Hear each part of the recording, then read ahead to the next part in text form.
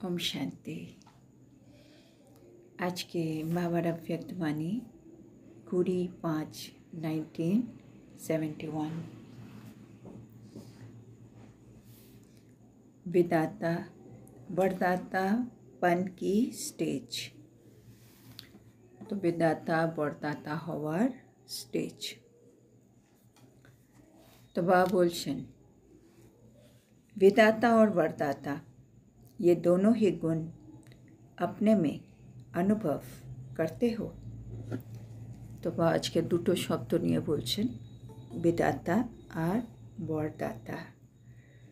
বাবা যে দুটোই হচ্ছে গুণ, এই দুটোই গুণ আমরা কি নিজের মধ্যে अनुभव करी। जैसे बाप विदाता भी है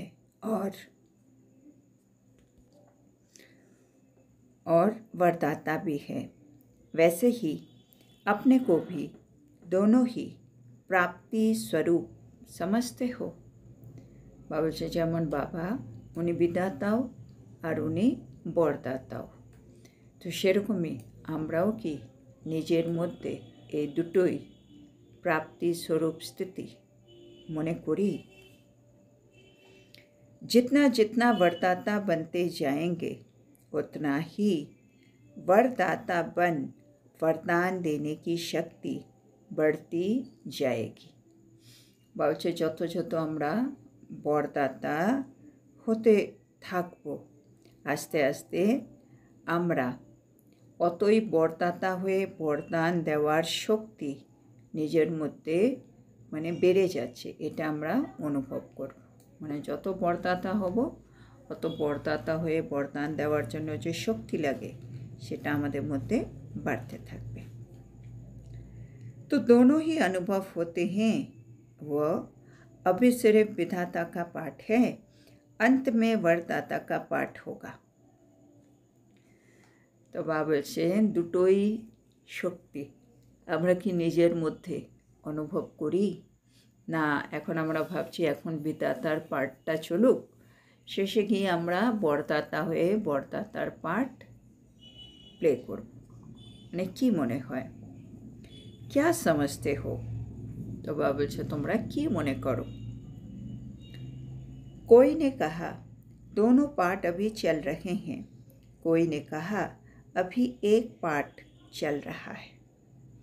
तो बाबा যখন এরকম প্রশ্ন করলেন তখন কেউ কেউ বললেন বাবা হ্যাঁ দুটো পার্টি চলছে একসাথে, কেউ বলল না বাবা একটি পার্টি এখন চলছে।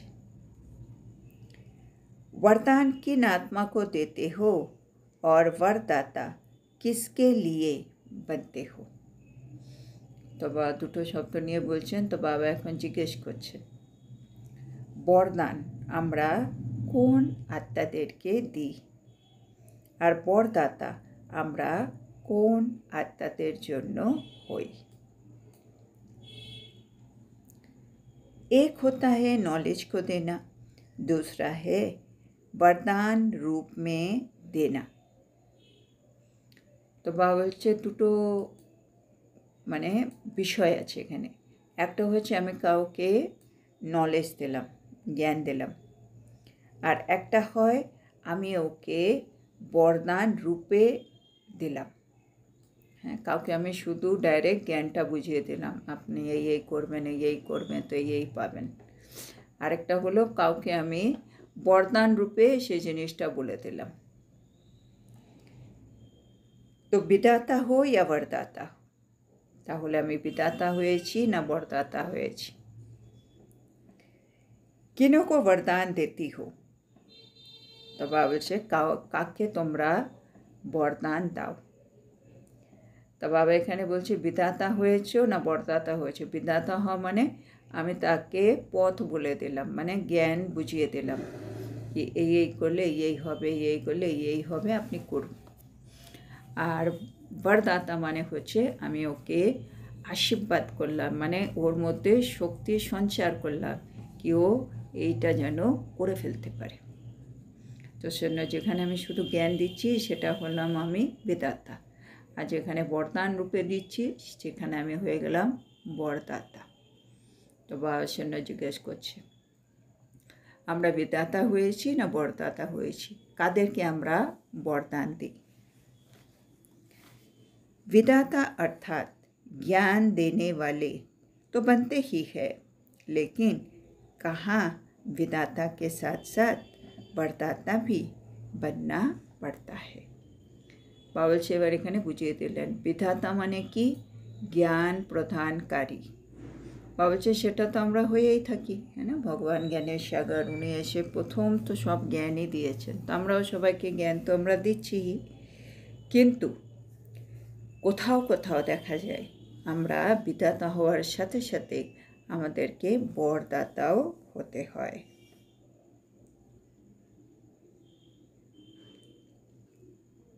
वो कब, সেটা কখন হয়, মানে আমি বিধাতার সাথে বরদাতা হই। जब कोई ऐसी आत्मा हिम्मतहीन, निर्बल लेकिन इच्छुक होती है, चाहना होती है कि हम कुछ प्राप्ति करें। तो विधाता तो आमी सबार जन्य आमी ज्ञान प्रदानकारी आत्मा ज्ञान दिए थाकी, किन्तु बाबा बोलछे कखनो कखनो आमाके विधातार साथे साथे बरदाताओ होते हय। तो बरदाता आमी कखन हब, जखन आमार सामने एमन कोनो आत्मा आसबे जे हिम्मतहीन, जे दुर्बल, किन्तु तार अनेक इच्छे आछे, अनेक चाहिदा आछे, ओ चाय कि आमी किछु पाई किन्तु पाच्छे ना, ओ हिम्मत नेই, दुर्बलता আছে, সেজন্য সেখানে আমাকে विधाता प्लस बरदाता होते হবে। ऐसी आत्माओं के लिए ज्ञानदाता बनने के साथ साथ आप विशेष रूप से उस आत्मा को बल देने के लिए शुभ भावना रखते हो व शुभ चिंतक बनते हो। तो बाबा বলছে এরকম আত্মা, হ্যাঁ, যার খুব ইচ্ছে আছে, চাহনা আছে কি আমি কিছু পাই, কিন্তু সাহস নেই, নির্বল, হিম্মতহীন, এরকম আত্মাদেরকে বাবা বলছে আমাদের জ্ঞানদাতা হওয়ার সাথে সাথে বিশেষ এই আত্মাদের মধ্যে বল ভরতে হবে, শুভ ভাবনা, শুভকামনা রাখতে হবে তাদের জন্য, আমাদেরকে শুভ চিন্তক হতে হবে। तो विधाता के साथ साथ वरदाता भी बनते हो। तो সেজন্য দেখা যায় আমরা কোনো কোনো জায়গায় विधातार সাথে সাথে বরদাতাও হয়ে যাই। एक्स्ट्रा बल अपनी तरफ से उनको वरदान के रूप में देते हो। তাহলে আমি विधाता प्लस বরদাতা মানে আমি এক্সট্রা, হ্যাঁ, বল আমার দিক থেকে তাদেরকে বরদানের রূপে দিই।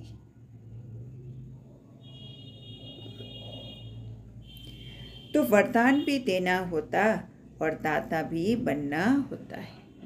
कखनो कखनो आमादेरके बाबा बोलছেন वरदानও দিতে হয় আর কখনো কখনো আমাদেরকে दाताओ होते হয়। इसलिए दोनों ही हो, সেজন্য দুটোই হই। ये अनुभव कब किया है, बाबा বলছে এরকম কি অনুভব আমরা কখনো করেছি कि আমি विधाता হয়েছি, বরদাতা হয়েছি।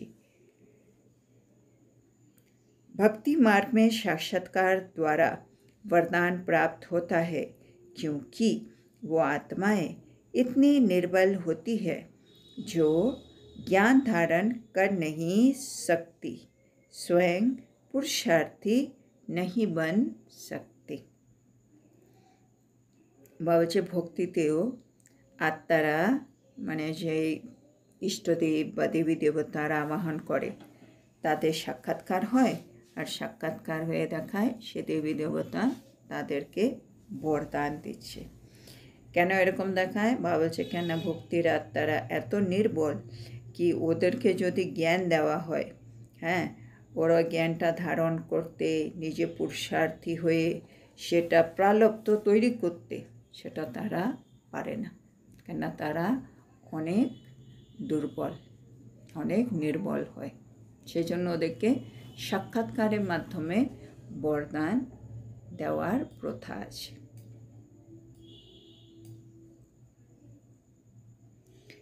इसलिए वरदान की इच्छा रखती है और वरदान रूप में उनको कुछ न कुछ प्राप्ति होती है। সেজন্য ওরা জানে আমরা দুর্বল। হে ঠাকুর, আমার উপরে কৃপা করো, আমাকে আশীর্বাদ করো। সেজন্য ওরা নিজে তো পুরুষার্থী হতে পারে না, ওরা বরদানের ইচ্ছে রাখে। আর বরদানের ইচ্ছারূপে তাদের কিছু না কিছু তো প্রাপ্তি হয়। इस रीति जो कमज़ोर आत्माएं आपके सामने आती हैं, जिन आत्माओं की इच्छा को देखकर तरस की, रहम की भावना आती है। তো বাবা বলছে একইভাবে যখন আমাদের সামনে সে দুর্বল আত্মারা আসে, তখন সে সমস্ত আত্মাদের ইচ্ছেটা দেখে আমাদের ভেতরে দয়া জাগে, না, করুণার ভাব আসে। तो रहम दिल बन अपनी सभी शक्ति की मदद दे, उनको ऊंचा उठाना, ये है वरदान का रूप। तो बाबा বলছে এখন আমাদের কি করতে হবে? রহম দিল হয়ে, দয়াবান হয়ে নিজের সমস্ত শক্তি দিয়ে সেই আত্মাটাকে সহায়তা করব আর তাকে উঁচুতে তুলব। এটাই হলো আমি বরদাতার কাজ বা বরদানের রূপ। अभी बताओ दोनों ही हो या एक हो। তো বাবা এখানে এক্সপ্লেন করে দিলেন কোনটা বিধাতা কোনটা বরদাতা। তারপরে বাবা বলছেন এখন বলো তোমরা কি দুটোই না একটা। कोई आत्मा के प्रति आप लोग भी विशेष प्रोग्राम रखते हो ना, क्योंकि अपनी शक्ति से वो धारण नहीं कर पाते हैं। बाबले कोनो कोनो आत्मार प्रति आमरा अनेक समय विशेष प्रोग्राम राखी। केन केन से आत्मा निजेर शक्तिर द्वारा सेगुलो धारण करते पारे ना। तो शक्ति का वरदान देने वाली शिव शक्तियाँ हो। से आत्मा एतटा दुर्बल, से आत्मा কাছে শক্তি নিয়ে ওটা ধারণ করবে, সেজন্য আমাদেরকে বিশেষ প্রোগ্রাম রাখতে হয় তাদের মধ্যে শক্তিটা ধারণ করাবার জন্য। আর বাবা বলছে শক্তির বরদান কে দেবে? তোমরাই দেবে, কেন তোমরা হচ্ছে শিব শক্তি। इसलिए सुनाया कि अभी ज़्यादा सर्विस चलनी है नॉलेज के विदातापन की। तो बाबा বলছে সেজন্য তোমাদেরকে আগেই বলে দিয়েছিলাম কি এই মুহূর্তে সবার থেকে বেশি সেবা হবে নলেজের বিধাতা হওয়া, মানে সবাইকে জ্ঞান দিতে হবে। এই সেবার এখন পাঠ চলছে। अंत में नॉलेज देने की सर्विस कम हो जाएगी, वरदान देने की सर्विस ज़्यादा होगी। और शेषेर दिके कि होबे? नॉलेज देवार सेवा এটা কিন্তু কম হয়ে যাবে। আর কোনটা বাড়বে? বরদান দেওয়ার সার্ভিসটা আস্তে আস্তে বাড়বে। इसलिए अंत के समय वरदान लेने वाली आत्माओं में वही संस्कार मर्ज हो जाएंगे। যেন বাবা বলছে শেষ সময় যারা আসবে আত্মারা, না, ওরা এত দুর্বল হবে, তারা আসবে আর আমাদেরকে বরদান দিতে হবে, এই সেবাটা করতে হবে। তো এই যে বরদান তারা আমাদের থেকে নিচ্ছে, ওই সংস্কারটাই তাদের মধ্যে তখন ওটা মার্জ হয়ে যাবে। और वही मर्ज हुए संस्कार द्वापर में भक्त के रूप में इमर्ज होंगे। আর তারপরে যখন দ্বাপর যুগ আসবে তখন এই সংস্কারটা আবার ইমার্জ হবে, আর তখন তারা মানে ওই দেবী দেবতা আত্মার ভক্ত হয়ে যাবে। মানে লাস্টে ওই আত্মার ওই সংস্কার মানে বরদান নেওয়ার সংস্কার ইমার্জ হলো, ও আমাদের কাছে এলো, আমরা ওকে বরদাতা হয়ে বরদান দিলাম, শক্তি দিলাম, ও ধারণ করলো। তারপরে শেষ পুরো পাঠ সৃষ্টির আবার দ্বাপর যুগে সেই পাঠটা ওর ইমার্জ হবে, ও ভক্তরূপে সেই দেবী দেবতার যে আত্মা তার পুজো করবে। तो अभी नॉलेज अर्थात ज्ञान के दाता की सर्विस है, फिर वरदाता की होगी। समझा? तो ताहले এখন কার বা বলছে পাঠ হচ্ছে নলেজ, নলেজ দিয়ে দাতা হওয়ার পাঠ এখন। আর তারপরে বরদাতা হওয়ার পাঠ আসবে। समझा? फिर इतना समय ही नहीं होगा, न आत्मा में शक्ति होगी। কেন যত যত সময় এগোবে আত্মার যে শক্তি সেটা তো মানে কমে আসছে, হ্যাঁ, ক্ষীণ হয়ে যাচ্ছে। জন্য যত সময় যাবে আত্মার মধ্যে কিন্তু শক্তি থাকবে না। इसलिए वरदाता बन वरदान देने की सर्विस होगी। সেজন্য ওই সময় আমাদের সবার সেবা হবে, বরদাতা হয়ে সবাইকে বরদান দাও। अभी ये सर्विस कम करते हो, फिर ज़्यादा करनी होगी। এখন এই সেবাটা কম আছে, এখন বিধাতার সেবা হচ্ছে, সেজন্য এই সেবাটা কম, কিন্তু পরে এটা কিন্তু বাড়বে।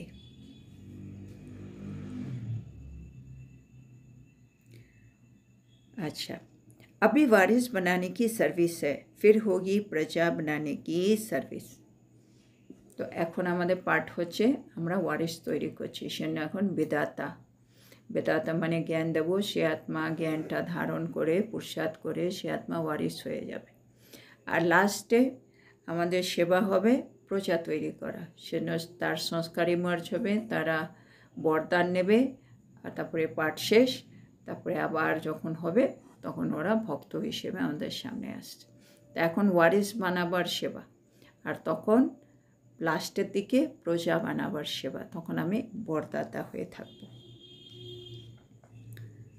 परंतु थोड़े समय में इतनी प्रजा बनाने के लिए वरदाता मूर्त बनने के लिए मुख्य क्या अटेंशन रखना पड़े। तो बाबा বলছে এবার লাস্টে তো অনেক আত্মারা আসবে, তাহলে কম সময়ে অনেক প্রজা তৈরি করতে হবে, তার মানে আমাকে বরদাতা মূরত হতে হবে। তাহলে বলছেন আমাকে মুখ্য কি অ্যাটেনশন রাখতে হবে, कि আমি আত্মা বরদাতা মূরত হয়ে অনেক প্রজা একসাথে তৈরি করার সেবা করি। বরদাতা बनने के लिए मुख्य पुरुषार्थ यही करना पड़े।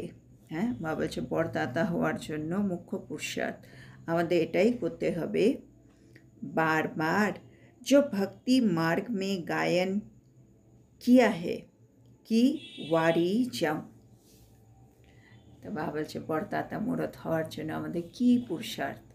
তো বাবা বলছে আমাদের পুরুষার্থ একটাই, যেটা ভক্তিতে যার জন্য বলা হয় বাড়ি যাও, হ্যাঁ না, বাড়ি যাও মানে বলিহার যাব, বাবা বলিহার যাব, এটাই হচ্ছে আমাদের এখনও পুরুষার্থ। तो बाबा बोलছেন ये गायन अगर प्रैक्टिकल में कर लो तो जिसके ऊपर वारी जाते हो वो आपको भी सर्व वरदान देकर वरदाता मूर्त बना देते हैं। তো বাবা বলছে এই গায়ন যদি আমি প্র্যাকটিক্যালে করে ফেলতে পারি, তাহলে আমি যার উপরে বলিহার হয়ে যাব সে তাকে সমস্ত বরদান দিয়ে আমি বরদাতা মূরত কিন্তু বানিয়ে দেব। तो हर समय हर कर्म में हर संकल्प में ये सोचो कि वारी जाऊं का जो वचन दिया था वो पालन कर रही हूँ। তাহলে বাবা বলছে এখন আমাদের কী করতে হবে, সব সময় মনে রাখতে হবে কি আমি সব সময় সব কর্মে সব সংকল্পতে আমি কি বলিহার যাচ্ছি, এটা আমাকে মনে রাখতে হবে। মানে जो वचन दिया था वो पालन कर रही हूँ, যে প্রতিশ্রুতি আমি বাবাকে দিয়েছিলাম कि বাবা আমি এটা করব ওটা করব, সেটাকে আমি সত্যি করছি, পালন করছি। तो बाप तो वरदाता मूर्त है ना, बाबा तो वरदाता ही मूर्त, आप सभी भी बाप समान वरदाता मूर्त बन जाते हो। तो बाबा वरदाता मूर्त, আমরাও বাপ সমান वरदाता मूर्त হয়ে যাই। তো ইতনি চেকিং করতে হো, তো এখন আমাদের কি কি চেকিং করতে হবে বরদাতা মূরত হওয়ার জন্য। এক সংকল্প भी किसके प्रति न हो। তো আমাদের চেকিংয়ে প্রথম একটি সংকল্প যেন অন্য কারো প্রতি না ওঠে আমার মধ্যে, মানে আমার যত সংকল্প উঠবে সব সংকল্প বাবার জন্য, বাবা, বাবার জ্ঞান, বাবার সেবা, সব কিছু বাবাকে নিয়ে। শোনো, একটাও সংকল্প অন্য কারো প্রতি উঠবে না। जो भी संकल्प उठता है उसमें बाप के प्रति कुर्बान का वारी जाने का रहस्य भरा हुआ हो। তো ভাবছি আরেকটা কী করতে হবে, যে সংকল্পটাই উঠবে তাতে যেন বাবার প্রতি সমর্পণ ভাব, বলিহার যাওয়ার রহস্য, সেটা যেন বোঝা যায়। ऐसे चेकिंग करते रहो तो फिर माया सामना करने का साहस रख सकेगी। বাবা জিজ্ঞেস করছেন, আমি যদি এত সূক্ষ্মতা দিয়ে চেক করতে থাকি কি আমার প্রতিটা সংকল্প বাবার জন্য, বাবার প্রতি সমর্পিত, বাবার প্রতি বলিহার, এত যদি আমি চেকিং করি, বলছে তারপরে কি মায়া তোমার মোকাবিলা করার সাহস রাখতে পারবে? सामना करने का साहस नहीं रखेगी। माया तखन तुम्हार सामनासामनी आसार साहस किन्तु राखबे ना, लेकिन बार बार नमस्कार कर विदाय लेगी। किन्तु कि करबे, माया सामनासामनी हওয়ার साहस तो करबे ना, किन्तु बार बार आमार सामने एसे आमाके नमस्कार करे विदाय देबे। समझा? तो बाबा बोलছে এটা কি বুঝেছো?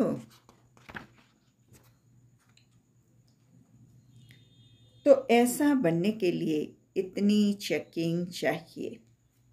तो बाबा बोलছে এখন এরকম হওয়ার জন্য আমাদের কিন্তু এতখানি চেকিংয়ের প্রয়োজন আছে। और दूसरी बात, और द्वितीय विषय, वरदानी मूर्त बनने के लिए सर्व शक्तियों को अपने में देखना चाहिए कि इतना स्टॉक जमा किया है जो दूसरों को दे सकूं। तो प्रथम বা দুটি বলছি, মানে এমন চেকিং করতে হবে। তো প্রথমটা হলো আমার সংকল্প যেন বাবার প্রতি সমর্পিত করা যায়। আর দ্বিতীয় বাবা বলছে বরদানি মূরত হওয়ার জন্য সমস্ত শক্তিকে নিজের মধ্যে দেখতে হবে কি আমার কাছে সব শক্তি আছে কি না, আর এতটাই স্টক আমি জমা করেছি কি না যাতে আমি অন্যকেও দিতে পারি। হ্যাঁ না, ভাবলেন অন্যকে যদি আমি কিছু দিতে চাই, আমার কাছে সেই জিনিসটা যেটা আমি দিতে চাই ওটা কিন্তু বাড়তি মাত্রায় থাকতে হবে না। আমি কাউকে কাপড় দান করতে চাই, আমার কাছে অনেক কাপড় হতে হবে, এক্সট্রা স্টক, যেন আমি দিতে পারি। তো সেরকমই আমি যখন কোনো আত্মার, দুর্বল আত্মার মধ্যে শক্তি সঞ্চার করছি, সেই শক্তিটা আমার মধ্যে কিন্তু অনেক বেশি থাকতে হবে, তার স্টক কিন্তু এক্সট্রা জমা রাখতে হবে যেন আমি অন্য আত্মাদেরকে দিতে পারি। তো আজকে আমরা এখানেই থামব।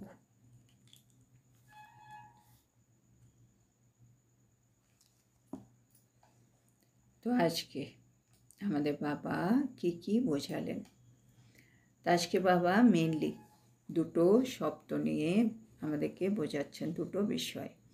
একটা হচ্ছে বিধাতা, একটা হচ্ছে বরদাতা। বাবা বলছে দুটোই কিন্তু প্রাপ্তি স্বরূপ, আমাদেরকে দুটোরই প্রাপ্তি স্বরূপ অবস্থায় আমাদেরকে কিন্তু নিজেকে আনতেই হবে।